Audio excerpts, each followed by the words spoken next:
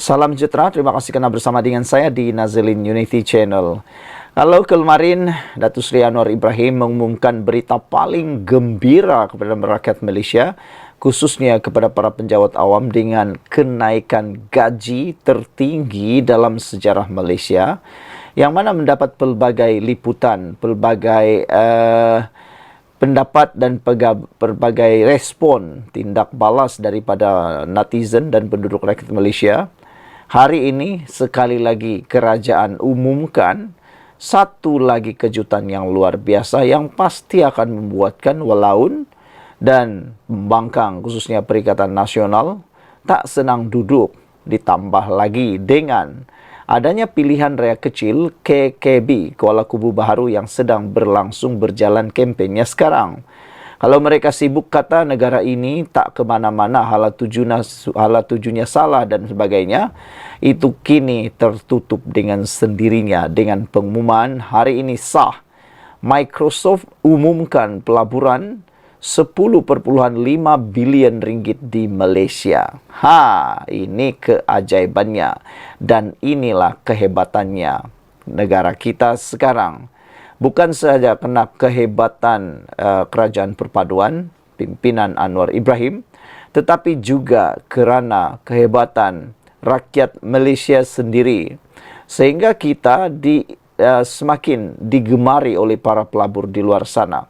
Dan untuk makluman anda semua, satu perkara yang menjadi tarikan untuk pelabur masuk di mana-mana negara di seluruh dunia ini ialah kestabilan politik dan kestabilan pentadbiran negara. Itulah yang membuktikan sekarang ini dengan masuknya pelaburan bernilai 10.5 bilion ini membuktikan Malaysia sekarang di trek yang tepat. Malaysia sekarang mempunyai kestabilan politik yang hebat, kepimpinan yang hebat. Itu sebabnya kalau nak kata negara ini tak stabil, itu bohong. Kerana hanya negara yang stabil yang mahu menjadi dijadikan pusat pelaburan oleh mana-mana pihak. Jadi dengan pelaburan 10.5 bilion yang besar ini, membuktikan negara kita adalah negara yang stabil di bawah pimpinan kerajaan madani. Microsoft mengumumkan pelaburan berjumlah 10.5 bilion ringgit dalam tempoh 4 tahun akan datang. Perdana Menteri Datuk Seri Anwar Ibrahim berkata, jumlah ini adalah pelaburan terbesar pada satu-satu masa oleh Microsoft setelah bertapak selama 32 tahun di Malaysia. Terima kunjungan hormat pengerusi dan Ketua Pegawai Eksekutif Microsoft, Satya Nadella serta delegasi di Putrajaya hari ini. Satya memaklumkan bahawa gergasi teknologi Microsoft bersetuju untuk menambah pelaburan berjumlah 10.5 bilion ringgit Malaysia dalam tempoh 4 tahun mendatang.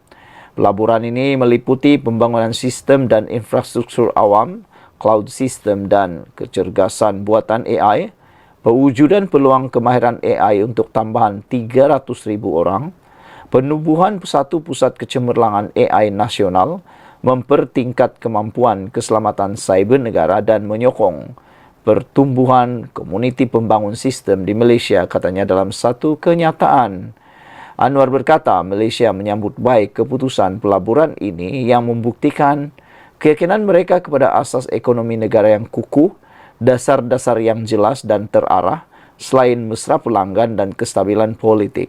Katanya pelaburan ini selari dan akan menjadi pendukung utama kepada fokus kerajaan dan membangunkan kapasiti AI dalam negara.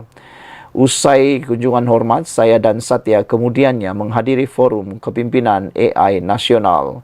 Kami sempat berdialog terkait perkara yang menyentuh hal teknologi yakni AI dan perancangan kerajaan bagi mempersiapkan negara dengan arus perubahan ini. Semoga kerjasama Malaysia dan Microsoft ini dapat membawa manfaat yang cukup besar kepada negara dan rakyat keseluruhan, kata Anwar lagi. Sekian dulu untuk kali ini. Jangan lupa tinggalkan komen anda, tekan butang subscribe. Malaysia, bukti kita adalah negara yang disukai oleh pelaburan. Pelaburan Microsoft 2.2 bilion bukti keyakinan global kepada Malaysia, kata Anwar Ibrahim. Kita jumpa lagi. Salam sejahtera. Terima kasih kerana bersama dengan saya di Nazilin Unity Channel. Tahanan rumah buat Najib hina kedaulatan undang-undang, dipetik daripada Malaysia Kini. Isu titah edendum dan isu tahanan rumah Najib baru-baru ini menggemparkan seluruh Malaysia. Ini telah menjadi buah mulut di mana-mana. Menjadi persoalan juga daripada netizen ialah kalau Najib dibenarkan ditahan di rumah, apa akan jadi dengan kes-kes beliau yang sedang berjalan lagi? Antaranya ialah kes utama berkait dengan 1MDB. Kerana sebelum ini, bagi mereka yang belum tahu, Najib dipenjarakan sekarang ini kerana beliau didapati dan disabitkan bersalah dalam kes SRC, sebuah anak syarikat daripada 1MDB. Jadi, itu cerita SRC. Yang Najib dipenjarakan ialah SRC. Bagaimana pula dengan kes 1MDB yang masih berjalan sekarang? Mereka punya persoalan ialah, kalaulah Najib kalah di dalam isu 1MDB, adakah beliau akan diangkut semula dan dimasukkan pula dalam penjara walaupun sudah mendapat perintah tahanan rumah? Bagaimana nanti adalah dua lagi keputusan yang mungkin perlu lagi diselesaikan, kata mereka. Jadi ada beberapa netizen memberikan cadangan dan pendapat. Mereka kata, kalau begitu biarlah habis dulu semua kes perbicaraan Najib, barulah diputuskan sama ada Najib perlu tinggal di rumah sebagai tahanan rumah atau beliau terus di dalam penjara sahaja. Hari ini, satu artikel ini dipetik daripada Malaysia Kini benar-benar membuka minda kita. Tahanan rumah buat Najib hina kedaulatan undang-undang, kata laporan ini. Membenarkan tahanan rumah buat bekas Perdana Menteri Najib Razak akan menghina kedaulatan undang-undang, kata Projek Stability dan Accountability untuk Malaysia Projek Sama. Ini kerana Menteri Dalam Negeri belum membuat sebarang peraturan untuk membolehkan tahanan rumah, katanya dalam satu kenyataan hari ini. Jelasnya, Seksyen 43 Akta Penjara 1995 membenarkan mana-mana banduan dibebaskan atas lesen tertakluk kepada mana-mana peraturan yang dibuat oleh menteri. Membebaskan Najib atas nama tahanan rumah akan menjadi penghinaan terhadap kedaulatan undang-undang. Ia akan menjadi demonstrasi terang-terangan di standard penguatkuasaan undang-undang. Paling teruk, ia akan menjadi subversi terhadap raja berperlembagaan dan demokrasi berparlimen, subversi kepada asas negara Malaysia, kata Badan Pemerhati Reformasi institusi itu. Jika lampiran yang menggantikan hukuman Mahkamah Najib dengan tahanan rumah wujud, maka ini bertentangan dengan prinsip bahawa undang-undang hanya boleh digubal oleh badan perundangan dan kerajaan yang dipilih tambahnya. Projek Sama merujuk kepada dakwaan perintah edendum yang dikeluarkan oleh bekas Yang di-Pertuan Agong Al-Sultan Abdullah Riyatuddin Al-Mustafa Bilal Shah pada Januari lalu, dan afidavit Timbalan Perdana Menteri Ahmad Zaid Hamidi yang mengesahkan kewujudan dokumen itu. Najib memohon kebenaran untuk memaksa pelbagai wakil kerajaan, menteri dalam negeri, peguam negara, lembaga pengampunan, kerajaan persekutuan dan beberapa responden lain untuk mengesahkan edendum diraja itu. Bagaimanapun, semakan oleh Malaysia Kini mendapati peruntukan tahanan rumah ketika ini tidak wujud dalam Undang-Undang Malaysia. Pada 2 Februari lalu, Lembaga Pengampunan mengurangkan hukuman penjara Najib daripada 12 tahun kepada 6 tahun dan mengurangkan dendanya daripada 210 juta kepada 50 juta ringgit. Najib dikurung di penjara Kajang selepas disabitkan kesalahan dalam kes rasuah SRC Internasional membabitkan penyelewengan RM42 juta ringgit Malaysia. Hukuman 12 tahun dan sabitan itu dijatuhkan oleh Mahkamah Tinggi dan dikekalkan oleh Mahkamah Rayuan serta Mahkamah Persekutuan. Komen daripada netizen berkait isu ini ialah, Green Cheetah 3221 kata bukan saja hina kedaulatan undang-undang, juga menghina rakyat Malaysia. AKJ kata sekiranya kewujudan Edindum ini benar, ia hanya menjatuhkan imej lembaga pengampunan. Ini menunjukkan, kata beliau, lembaga pengampunan yang terdiri daripada pejabat peguam dan menteri, khususnya Menteri KDN juga dalam keadaan sedar sengaja membelakangi perlembagaan negara. Sekian dulu untuk kali ini, ikuti terus ulasan selepas ini. Salam sejahtera, terima kasih kerana bersama dengan saya di Nazilin Unity Channel. Hari ini kita dikejutkan dengan keputusan daripada mahkamah berkaitan dengan titah edindum, titah tambahan pengampunan Najib, iaitu titah yang berkaitan dengan tahanan rumah. Baru-baru ini, Zafrul telah pun memfailkan permohonan untuk membuat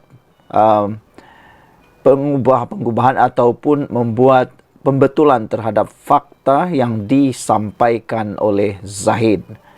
Terkini, Tengku Zafrul gagal fail affidavit atas perintah tambahan. Mahkamah Tinggi enggan memberi kebenaran atas alasan tiada peruntukan undang-undang untuk individu, bukan pihak dalam prosiding semakan kehakiman memfailkan affidavit.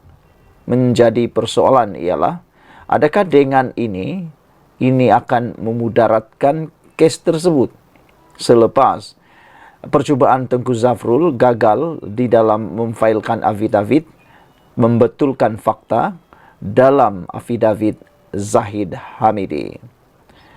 Tengku Zafrul memohon untuk memfailkan affidavit bagi membetulkan kesilapan tertentu berhubung perintah tambahan membenarkan Najib Razak menghabiskan baki hukumannya bawah tahanan rumah. Mahkamah Tinggi enggan memberi kebenaran kepada Tengku Zafrul Abdul Aziz memfailkan affidavit bagi membetulkan kesilapan tertentu berhubung dakwaan perintah tambahan Najib Razak menghabiskan baki hukumannya di bawah tahanan rumah. Peguam Kanan Persekutuan Samsul Bol Hashan yang mewakili kerajaan berkata, mahkamah menolak permohonan itu atas alasan tiada peruntukan undang-undang untuk individu bukan pihak dalam prosiding semakan kehakiman memfailkan affidavit. Tetapi Samsul berkata, mahkamah memaklumkan Tengku Zafrul dan peguamnya boleh mencuba sekali lagi jika Najib dibenar meneruskan cabaran undang-undangnya. Menteri Pelaburan, Perdagangan dan Industri diwakili Peguam Sunil Abraham, manakala Syafi Abdullah mewakili Najib. Dalam permohonan difailkan pada 1 April, Najib mendakwa yang di Pertuan Agong Al-Sultan Abdullah Sultan Ahmad Shah mengeluarkan perintah tambahan semasa mesyuarat Lembaga Pengampunan Wilayah Persekutuan pada 29 Januari, sehari sebelum penggal baginda berakhir. Bagaimanapun, Najib mendakwa perintah tambahan itu tidak diumumkan oleh lembaga pada 2 Februari dan kerajaan melakukan penghinaan kerana tidak melaksanakan perintah tambahan itu. Najib juga berkata, peguamnya menulis surat kepada Perdana Menteri Anwar Ibrahim, Timbalan Perdana Menteri Zahid Hamidi, Menteri Dalam Negeri Saifuddin Nasution Ismail dan Menteri di Jabatan Perdana Menteri Undang-Undang dan Reformasi Institusi Azalid Uthman Said untuk mengesahkan sama ada perintah tambahan itu wujud. Mereka tidak menerima sebarang jawapan. Najib mahu mahkamah memaksa kerajaan melaksanakan perintah tambahan itu jika wujud dan meletakkannya di bawah tahanan rumah. Zahid memfailkan affidavit untuk menyokong permohonan cabaran undang-undang Najib dengan mendakwa Tengku Zafrul telah menunjukkan kepadanya perintah tambahan semasa pertemuan mereka. Beliau menunjukkan kepada saya salinan perintah tambahan tersebut pada telefonnya yang diambil daripada salinan asal ditunjukkan kepadanya oleh Sultan Abdullah, katanya lagi. Mahkamah Tinggi menetapkan 5 Januari untuk memutuskan sama ada membenarkan Najib meneruskan cabaran undang-undangnya. Sekian dulu untuk kali ini. Jangan lupa tinggalkan komen Anda. Kita jumpa lagi.